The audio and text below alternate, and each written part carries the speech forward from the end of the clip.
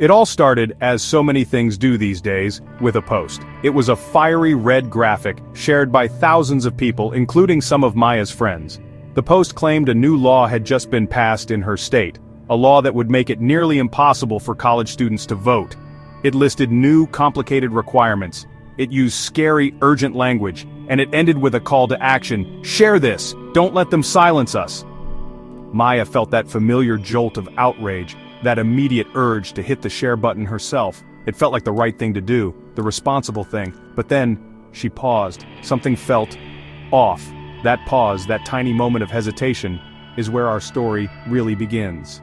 Instead of immediately adding her voice to the chorus of digital anger, Maya did something radical. She asked a question. She opened a new tab in her browser, her fingers hovering over the keyboard. Was this true?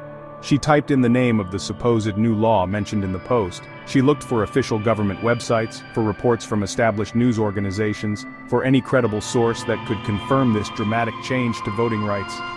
It felt a little like being a detective searching for clues in a world designed to overwhelm you with information and misinformation. What she found was nothing. Or rather, she found that the new law was actually a proposed bill from 3 years ago that had never even made it out of committee. It had been soundly defeated. The viral post was a zombie, a piece of old, dead information resurrected to stir up fear and anger in the present. The requirements it listed were not real. The threat, at least as it was presented, was a ghost. Maya felt a different kind of jolt now, a mix of relief and a little bit of unease. How many people had shared this without taking 60 seconds to check? How much energy was being spent fighting a phantom enemy? So Maya did something else. She didn't just ignore the post. She went back to her friend's share and left a comment. It wasn't accusatory or angry, it was gentle, it was helpful. She wrote something like, "Hey, I was really worried about this too, so I looked it up. It looks like this was an old bill that didn't pass. Here's a link to the official legislative site." She provided the evidence. She didn't just stop the spread of misinformation on her own feed. She gave her friends the tools to stop it on theirs. In that small act, Maya wasn't just a social media user. She was an active citizen. She was strengthening democracy, one fact check at a time. This brings us to a really big idea, one championed by the political scientist Thomas E. Patterson. In his book, Patterson makes a profound and frankly challenging argument. For a long time, when we've talked about what makes a democracy work, we've focused on the system itself. We talk about the Constitution, the separation of powers, the courts, and the rules of elections. And of course, all of that is incredibly important. It's the hardware of democracy, the essential architecture that gives our society its shape. It's the framework, the blueprint for how a government of the people, by the people, and for the people is supposed to function. But Patterson says, hang on a second, that's only half the story. The best designed system in the world can't function if the people living within it aren't engaged.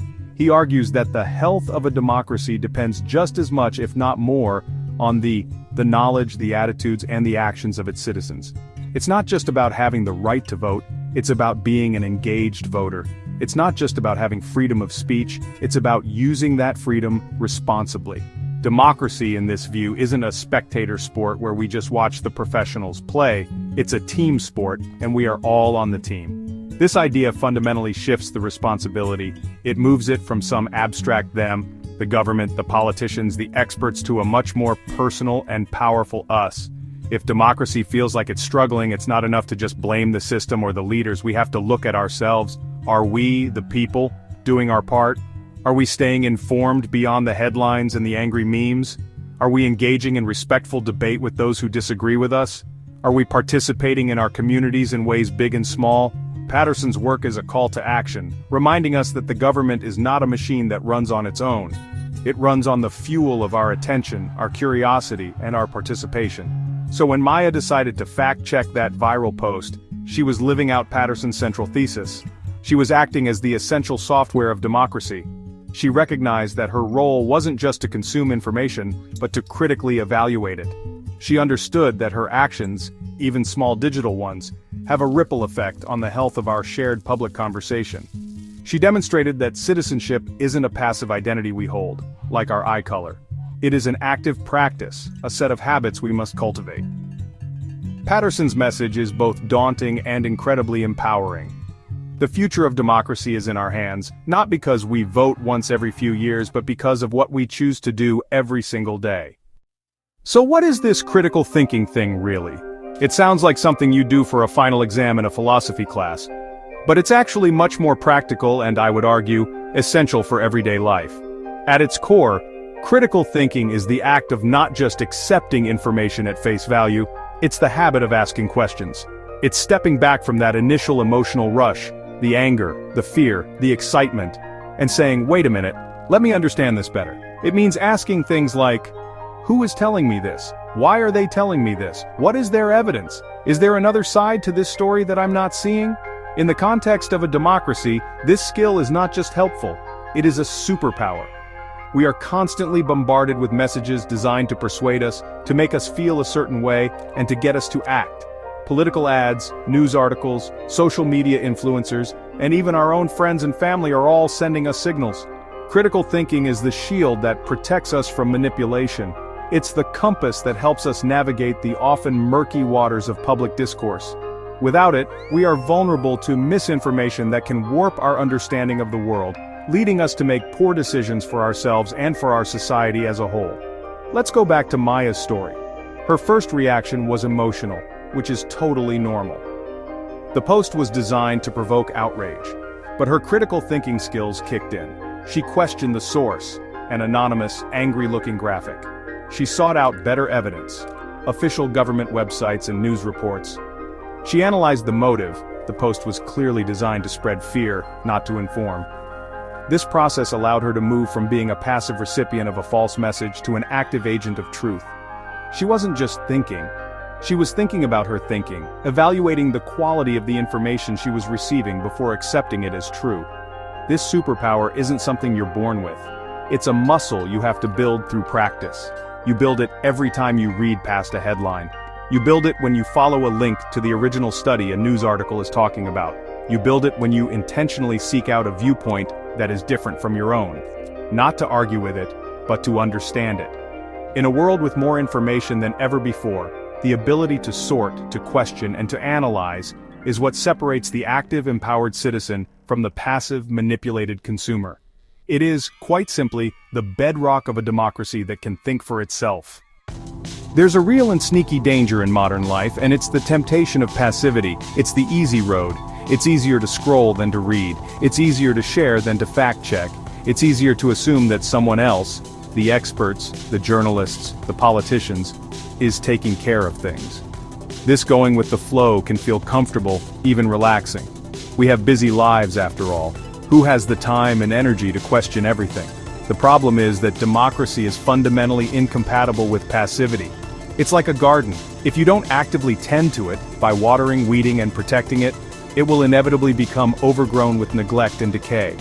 This passivity creates a vacuum, and that vacuum will always be filled by someone. If informed citizens don't participate in the conversation will be dominated by the loudest, the most extreme, and often the most misleading voices. If we don't ask questions of our leaders, they are left with less accountability. If we don't demand high-quality, fact-based information from our news sources, we will be fed a diet of sensationalism and clickbait. Passive citizenship is not a neutral act, it is a quiet surrender. It cedes power to those who are more than willing to use it for their own ends, which may not align with the public good. Think about it in a smaller, more personal context. Imagine a group project at school. If only 2 people out of 5 are doing all the work, reading the material and making the decisions, what happens? The final project will only reflect the knowledge and perspective of those 2 people. The other 3, by being passive, have given up their say. The project will be weaker for it, and the passive members have no right to complain about the final grade. Democracy is the ultimate group project. When large numbers of citizens check out, we all end up with a weaker result, and we lose our standing to critique the outcome we allowed to happen. The antidote to this passivity is curiosity. It's the simple act of asking why and how. It's about refusing to be a bystander in your own life and in the life of your community. When a new policy is announced in your town, the passive response is to shrug. The active response is to ask, how will this affect my neighborhood? Who benefits from this? Who might be harmed? This questioning isn't about being cynical or negative, it's about being engaged. It's about recognizing that as a member of We the People, you have a stake in the outcome. Passivity is the slow, quiet erosion of democratic foundations. while active questioning is the constant, necessary work of reinforcing them. It's easy to think that being an active citizen is something reserved for adults, for people who can vote and pay taxes and run for office, but that's a huge misconception. Young people, students, and elderly people are often at the forefront of positive change. Students precisely because they haven't yet learned to accept the world as it is. They still have the powerful ability to see the world as it could be. And they often start by applying that active citizenship mindset, not to national politics, but to the world immediately around them, at their own schools and their own communities. The principles are exactly the same. Consider a group of high school students who noticed that their school's recycling program was practically non-existent. Bins were overflowing and most of the waste was just being thrown into the regular trash. The passive response would be to complain about it to their friends and then forget about it. But these students chose to be active. They started by asking questions. Why wasn't the program working? They did their research. They talked to the janitorial staff, who told them they lacked the resources to sort everything properly. They talked to the school administration, who said it wasn't a budget priority. Armed with this information, they didn't just get angry, they got organized. They created a proposal. They researched how much a better recycling program would cost, and found a local company that would do it for less. They conducted a survey of fellow students to show that there was overwhelming support for the idea. They created a presentation with facts, figures, and a clear, actionable plan. They presented it not just to the principal, but to the Parent-Teacher Association, and then, finally, to the local school board. They weren't just complaining about a problem. They were offering a well-researched, practical solution. And you know what? It worked. The school board, faced with clear evidence and a passionate, organized group of students, agreed to fund the new program. These students didn't just improve their school's environmental impact, they learned an invaluable lesson in civic engagement. They learned how to identify a problem, research it, build a coalition, speak persuasively, and create tangible change. Older people can rally and attend the school board meeting and the city council meeting, call and write their representatives. This is democracy in action. It's the idea that you don't need to wait for permission to make your community better. You just need curiosity, a willingness to do the work, and the courage to make your voice heard. In the past, getting information was the hard part. You had to go to a library, find the right encyclopedia, or hope that one of the few television networks would cover the story you were interested in. Today, we have the opposite problem. We are not starving for information, we are drowning in it. We live in a digital wilderness, a vast and chaotic ecosystem of news sites, blogs, social media feeds, podcasts, and video streams. In this environment, the most important survival skill is media literacy. It's the ability to not just consume media but to critically evaluate it, to understand its sources and to recognize its biases. So how do you do that? It's not as complicated as it sounds. A great first step is what experts call lateral reading. When you come across a piece of information from a source you don't recognize, don't just stay on that page and try to figure it out. Open new tabs, read laterally. Do a quick search on the name of the organization or the author. What do other, more established sources say about them? Wikipedia can be a great starting point for this. Does the organization have a clear political agenda? Is it known for accuracy, or is it a known purveyor of conspiracy theories? Taking 30 seconds to investigate the source can save you from falling for a lie. Next, pay close attention to bias. And let's be clear, every source has some kind of bias. A perfectly neutral viewpoint is a myth. The New York Times has a bias. Fox News has a bias. Your favorite YouTuber has a bias. The goal isn't to find a source with no bias, but to recognize the bias in the sources you consume and to account for it. Does the article use emotional or loaded language designed to make you angry or afraid? Does it present opinions as if they are facts? Does it only interview people from one side of an issue? A good practice is to read about the same event from multiple sources with different biases. This gives you a more three-dimensional picture of what's happening. Finally, always be skeptical of things that seem too perfect or too outrageous. Misinformation is often designed to confirm your existing beliefs. This is called confirmation bias. If you see a headline that makes you think, "I knew it," those people are terrible. That is a perfect moment to pause and be extra critical. Powerful emotions are a red flag. Before you share, take a breath. Do a quick search. Look for primary sources.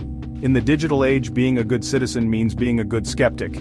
It means treating every piece of information not as a fact to be accepted, but as a claim to be investigated. This is how we keep our shared reality grounded in, well, reality. In school, we learn a lot about voting, and that's for a very good reason. Voting is a cornerstone of democracy. It is our most direct and powerful way to choose our representatives and hold them accountable. It is a sacred right that people have fought, marched, and even died for. So, let me be absolutely clear. Voting is essential. It is a fundamental responsibility of citizenship, and participating in every election, local, state, and federal, is one of the most impactful things you can do. But it is a mistake to think that citizenship begins and ends at the ballot box. Voting is the starting line, not the finish line. It's the big, periodic event. But the real muscle-building work of democracy happens in the days and years between elections. Think of it like a sports team. The championship game is crucial, but you don't win it by only showing up on game day. You win it because of all the practices, the drills, the team meetings, and the conditioning you did every single day leading up to it. Active citizenship is the daily practice for the big game of elections. It is the work that makes our votes more meaningful and informed when the time comes. What does this daily practice look like? It looks like paying attention to what your elected officials are doing after they are elected. It means reading your local newspaper or following local journalists to understand the debates happening in your city council or school board. It means showing up to a town hall meeting not just to yell but to listen and to ask thoughtful questions. It means joining a local organization dedicated to an issue you care about, whether it's cleaning up a local park, advocating for better public transportation, or volunteering at a food bank. These actions keep the democratic conversation alive. This continuous engagement is what truly gives power to the people. It sends a constant signal to our leaders that we are watching, that we are paying attention, and that we expect them to represent our interests.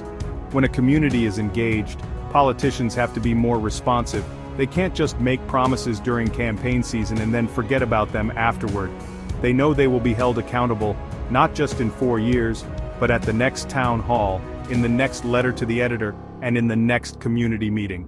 Voting is how we hire our representatives, but active, everyday citizenship is how we manage them. Democracy is not usually saved in a single heroic moment. It's not saved by one dramatic speech or one massive protest, though those things can certainly be important catalysts for change. More often, democracy is saved and sustained in the quiet, everyday actions of millions of people. It's a million small acts of civic grace and responsibility that, when woven together, create the strong, resilient fabric of a healthy society. These are the things that don't make the national news, but they are arguably more important than the headlines we see every day. What are these quiet acts? It's having a respectful conversation with a neighbor who has a different political sign in their yard. It's not about trying to change their mind, but about understanding their perspective. And in doing so, reinforcing the idea that you are both part of the same community despite your disagreements. It is choosing to correct a piece of misinformation shared by a family member, not with anger, but with gentleness and good evidence, as Maya did. It is taking the time to write a thoughtful email to your city council member about a broken sidewalk on your street. It's also about building community. It's volunteering to be a poll worker on election day, a fundamentally non-partisan act that ensures the mechanics of democracy run smoothly for everyone.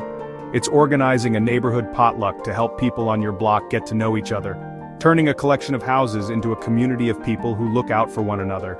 It is donating blood. It is checking in on an elderly neighbor. These acts of service build social capital, the networks of trust and reciprocity that are essential for a society to function. They remind us that we are all in this together. These small, everyday actions are the immune system of democracy. They fight off the infections of cynicism, division, and apathy. They create a culture where participation is normal, where disagreement is civil, and where we see our shared humanity before our political labels. Big historical moments are important, but they are built on a foundation of these countless uncelebrated acts of good citizenship. The health of our republic doesn't just depend on who is in the White House. It depends on the character of our daily interactions on our streets, in our workplaces, and in our homes. Just like exercising or learning a musical instrument, active citizenship is not something you master overnight. It is a habit, a practice that you build over time through consistent, repeated actions. The idea of saving democracy can feel overwhelming, like a burden too heavy for any one person to carry, but we don't have to do everything at once. The key is to start small, to choose 1 or 2 manageable actions and incorporate them into your life. The goal is to move from being a passive observer to an active participant, one small step at a time. So what's a good first step? It could be as simple as deciding to read one in-depth article about a local issue each week, instead of just scrolling through headlines. Or maybe it's committing to fact-checking any political post that gives you a strong emotional reaction before you even think about sharing it. You could subscribe to your local newspaper or a non-profit news organization to support quality journalism. These are not huge, time-consuming commitments, but they are fundamental acts of civic hygiene. They are the equivalent of brushing your teeth for your democratic health. From there, you can build on that foundation. Maybe after a few months of reading about the city council, you decide to watch one of their meetings online. You don't have to speak, just watch and learn how decisions are made in your town. Maybe you discover a local environmental group and decide to volunteer for one of their park cleanup days. You'll meet people from your community, you'll do something tangible to improve your surroundings, and you'll learn more about the issues you care about. Each step leads naturally to the next, building your confidence and your capacity as a citizen. The most important thing is to reject the idea that your actions don't matter. This is the great lie that feeds apathy. Every single act of informed participation, no matter how small, adds a drop of health to the system. Your single fact check can stop a chain of misinformation. Your single question at a town hall can make a leader think twice. Your single hour of volunteering strengthens your community's fabric. By building these habits, you are not just exercising your rights, you are strengthening the very muscles of democracy, making it more robust, more responsive, and more resilient for everyone. We began with a story about one student, Maya, who paused before sharing a post. It was a small, seemingly insignificant moment, but it contained the very essence of what it means to be a citizen in a democratic republic. It was a choice to question, a choice to seek the truth, and a choice to engage responsibly with her community. That choice is available to every single one of us, every single day. The preamble to the Constitution does not begin, "they the government" or "some of the people." It begins with three powerful words, "we the people." That we is not an abstraction, it is you. The health of our democracy is not a given, it is not a self-perpetuating machine. It is a garden that requires constant tending, a project that is never truly finished. As Thomas E. Patterson reminds us, the system's design is not enough. The system's survival and its vitality depend entirely on us. They depend on our willingness to be more than just consumers of information, but critical thinkers. They depend on our courage to ask questions, to challenge falsehoods, and to engage with the world around us, even when it's complicated and messy. This is not a partisan plea, it is a democratic one. It doesn't matter what your political beliefs are. The habits of active citizenship, media literacy, respectful debate, community involvement, and staying informed are essential for everyone. A healthy democracy needs engaged citizens on the left, in the center, and on the right. It needs a population that can disagree on policy, but agree on the fundamental rules of the game, that we make decisions based on facts, that we treat each other with respect, and that we all have a role to play in shaping our shared future. So the final message is this: do not underestimate your own power. Don't fall into the trap of cynicism that tells you nothing you do matters. You are a part of we the people. Your questions matter, your voice matters, your actions, especially the small everyday ones, matter. By choosing to be an active, informed, and engaged citizen, you are not just exercising a right, you are fulfilling a profound responsibility. You are taking your place in the long, ongoing story of democracy and doing your part to ensure that that story continues strong and vibrant for generations to come. Thanks for watching. Stay stronger, stay smarter, stay informed. Like and subscribe for more information and updates.